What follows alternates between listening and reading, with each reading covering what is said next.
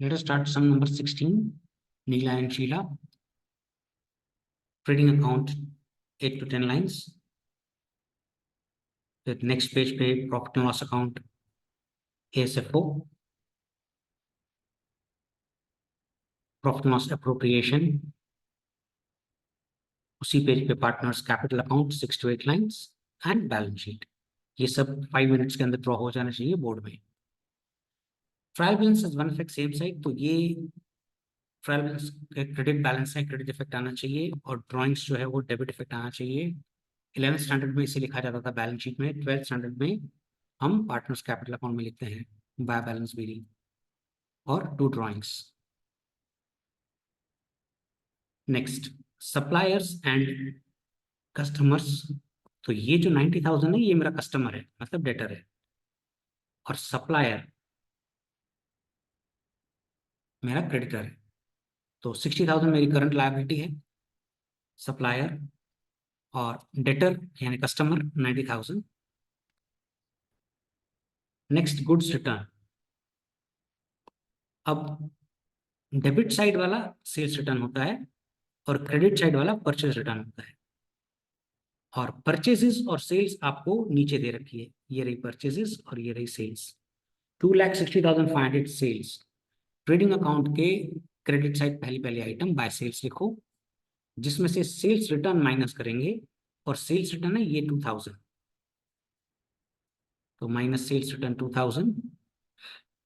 Outer column 258,500. Purchases जो दे रखी हैं 1,40,000.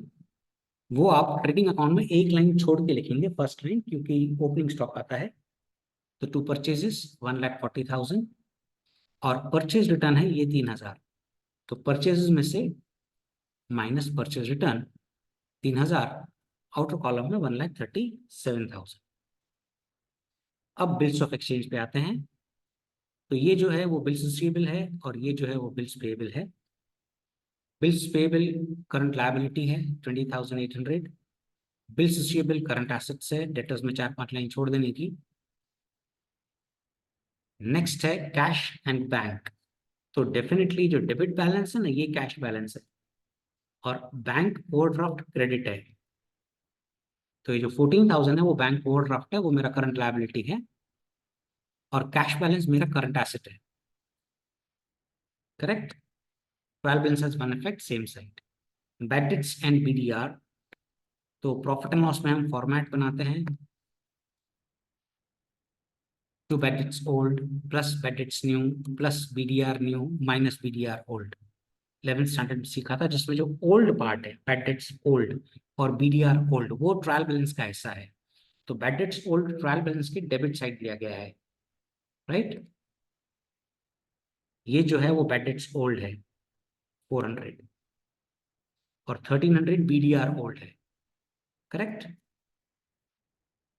चलो नेक्स्ट. परचेज एंड सेल्स हम लिख चुके हैं. Wages and outstanding wages. तो वेजेस ट्रेडिंग अकाउंट में डेबिट साइड आएगा.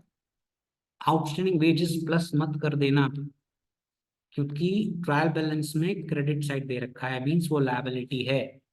आउटस्टैंडिंग वेजेस एक पर्सनल अकाउंट है, एक लायबिलिटी है ना. प्लस मत कर देना क्योंकि रॉन्ग हो जाएगा, डेबिट इफेक्ट हो जाएगा, जबकि trial balance has one effect same side. तो क्रेडिट इफेक्ट देना है, क्रेडिट इफेक्ट देना है तो उसे करंट लायबिलिटी में दिखाएंगे आउटस्टैंडिंग वेजेस. वेजेस में प्लस मत कर देना. नेक्स्ट मशीनरी है और डिप्रिसिएशन ऑन मशीनरी है. ये बहुत ही इंपॉर्टेंट कॉन्सेप्ट है, जुगलबंदी. और डिप्रिसिएशन ऑन मशीन एडजस्टमेंट में भी है. उस केस में हम अभी ये शायद तीसरा समय जब हम कर रहे हैं जहां पर ये पॉइंट आ रही है. तो ट्रायल बैलेंस वाला डिप्रिसिएशन मशीनरी में ऐड हो जाता है. तो मशीनरी लिखेंगे प्लस डिप्रिसिएशन ट्रायल बैलेंस वाला. करेक्ट. एंड 40,000. अब जब एडजस्टमेंट आएगी तब अपन उसको करेंगे. नेक्स्ट फर्नीचर एडजस्टमेंट है. 5% डिप्रिसिएशन था तो अंदर लिखेंगे, एक लाइन छोड़ देना. Next opening stock trading account में debit side to opening stock 46,100. Prepaid insurance. अब मेहरबानी करके इंश्योरेंस में से माइनस मत करना, डेबिट बैलेंस है यानी करंट एसेट है ये, प्रीपेड इंश्योरेंस करंट एसेट। तो करंट एसेट्स में प्रीपेड इंश्योरेंस लिखें 200, सैलरी एडमिनिस्ट्रेशन एक्सपेंस है, राइट, आउटस्टैंडिंग सैलरी एडजस्टमेंट है इसीलिए अंदर लिखेंगे एडमिनिस्ट्रेशन एक्सपेंसेस में to salary. Next insurance premium, insurance premium बाहर लिखेंगे, प्रीपेड माइनस मत कर देना इसमें से क्योंकि ट्रायल बैलेंस में है, एडजस्टमेंट में नहीं है। Rent and taxes, rent and taxes administration expenses adjustment है इसीलिए अंदर लिख रहे हैं। Advertisement is a selling expense, adjustment नहीं है बाहर लिख रहे हैं। Goodwill intangible fixed asset, so non current assets में लिखेंगे गुडविल, फर्नीचर में एक लाइन छोड़ देना। Lease hold building secret adjustment है। अब ये इस सम की खास पॉइंट है, राइट, लीज होल्ड बिल्डिंग अंदर लिखें 14,000। अब कॉन्सेप्ट समझना, लीज करंट ईयर में स्टार्ट नहीं हुई है, मेहरबानी करके 14,000 को 5 से डिवाइड मत करना। लीज शुरू हुई है 2014-15 के मिड में, अक्टूबर 14 को, यानी 14-15 वाला हाफ ईयर हो गया, 15-16 वाला फुल फाइनेंशियल ईयर कंप्लीट है। हम अभी हमारा करंट फाइनेंशियल ईयर 2016 में है, 16-17 में है, राइट। तो करंट फाइनेंशियल ईयर के पहले कितना टेन्योर खत्म हो गया है, 1.5 साल खत्म हो चुका है। 14-15 वाला आधा साल क्योंकि अक्टूबर से है, राइट, 15-16 पूरा साल, और करंट फाइनेंशियल ईयर 16-17 है, आप देख सकते हैं। तो 1.5 साल इस लीज को हो चुका है, 5 साल में से 1.5 साल हो चुका है, तो 14,000 डिवाइडेड बाय 3.5 होगा जो बचा हुआ है, 5 साल में से 1.5 साल गया। 4,000 डिवाइडेड बाय 3.5 करिए, 14,000 डिवाइडेड बाय 3.5 विच इज 4,000। तो आपका लीज रिटर्न ऑफ जो है इस बार 4,000 है, और यही इस सम की मेन पॉइंट है, गुड पॉइंट है, और ये किसी सम में भी आ सकती है। Lease hold building current year में शुरू नहीं हुई है, 2014-15 में शुरू हुई है, तो 14-15 भी अक्टूबर में शुरू हुई है, तो आधा साल वहां हो गया, 15-16 वाला साल भी खत्म हो गया, करंट फाइनेंशियल ईयर हमारा 16-17 चल रहा है। तो करंट फाइनेंशियल ईयर के पहले कितने साल खत्म हो गए हैं, 1.5 साल खत्म हो चुका है, तो बाकी बचा कितना, 3.5 साल।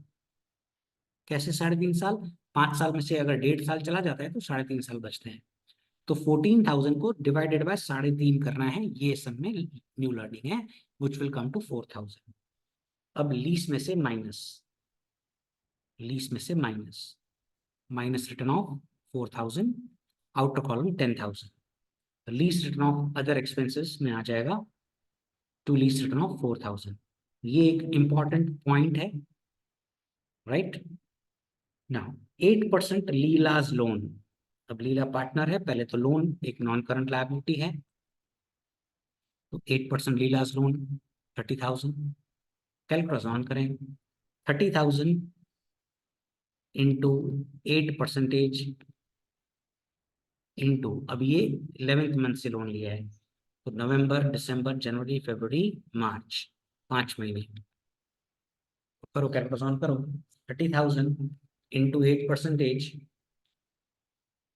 इंटू 5 डिवाइडेड बाई 12, तो आपको आंसर आएगा 1,000 रुपीज। अब पूरा का पूरा इंटरेस्ट आउटस्टैंडिंग है, इंटरेस्ट आउटस्टैंडिंग है इसलिए हम फाइनेंशियल एक्सपेंस में लिखेंगे to interest on loan 1,000 debit effect. दूसरा credit current liability, outstanding interest on loan 1,000। Now trial balance gets over, let us go for the adjustment. Closing stock 1,10,000 है, having market value 20% मोर, तो मोर तो कभी consider करते ही नहीं है, तो 1,10,000 कंजर्वेटिज्म प्रिंसिपल कहता है लोअर वैल्यू कंसीडर करिए, तो by closing stock 1,10,000। Credit effect दूसरा आना चाहिए, debit effect, current assets, closing stock 1,10,000। 6% interest on partners capital. अब interest on partners capital business के लिए एक्सपेंस है, प्रॉफिट लॉस एप्रोप्रिएशन में आएगा 6%। तो कैलकुलेटर ऑन करें, 1 लाख का 6% 6,000, 50,000 का 6% 3,000, 6,000, 3,000। डेबिट इफेक्ट दूसरा आना चाहिए, क्रेडिट इफेक्ट, करंट अकाउंट में by interest on capital 6,000 and 3,000। Next, interest on drawings recoverable, Neela 900, Sheela 600। Business के लिए इनकम है, प्रॉफिट लॉस एप्रोप्रिएशन में credit side by interest on drawings 900, 600, 1,500. Now this is credit effect. Another should be debit effect. Current account में to interest on drawings 900 and 600. फिर 5% BDR on debtors. Debtor में से minus 5% BDR 4,500. Outer column 85, 500. Asset में से minus किया, credit effect. दूसरा debit effect, ये रहा, यहां पर लिखेंगे। बैड डेट्स न्यू नहीं है तो नील लिख दिया, और नेट जो इसका आंसर है वो बाहर लिख दिया। नेक्स्ट, आउटस्टैंडिंग रेंट और सैलरी। तो रेंट में प्लस हो जाएगा, आउटस्टैंडिंग रेंट 300 प्लस हो गया। डेबिट इफेक्ट दूसरा आना चाहिए, credit effect, current liability, outstanding rent. Next है आउटस्टैंडिंग सैलरी, सैलरी में plus outstanding salary. Debit effect दूसरा आना है, credit effect, current liability, outstanding salary 950. Then you have provide 10% depreciation on machine. तो मशीनरी ऑलरेडी आपके इंटर कॉलम में लिखी हुई है, राइट, 40,000, उस पर 10%, 4,000, आउटर कॉलम 36। डिप्रिशिएशन एक बिजनेस एक्सपेंस है, अदर एक्सपेंसेस में लिखेंगे to depreciation on machine 4,000। 5% depreciation on furniture, तो फर्नीचर में से minus 5%, 600, outer column 11,400। Depreciation business expense है, to depreciation on furniture 600। Sum gets over, chronology से बंद करें, difference goes gross profit 1,50,400 transfer to profit and loss account by gross profit. Total करेंगे, इधर जाएगा difference net profit 96,050 transfer to profit loss appropriation by net profit. Difference goes divisible profit is 88,550. अब profit sharing in capital proportion, profit sharing in capital proportion, and their capital proportion is 10:5, which is 2:1, right? Capital proportion में तो 2:1, तो calculator on करें, 88,550 into 2 divided by 3, and the rest goes to Sheila. Partners capital में transfer करें by divisible profit, then total goes this side, difference balance CD, total goes this side, difference balance CD. Debit effect दूसरा आना चाहिए, credit effect capitals में नीला, Sheila and total, and when you will total, your balance sheet should tally with 3,41,100 on both the sides. Wish you good luck.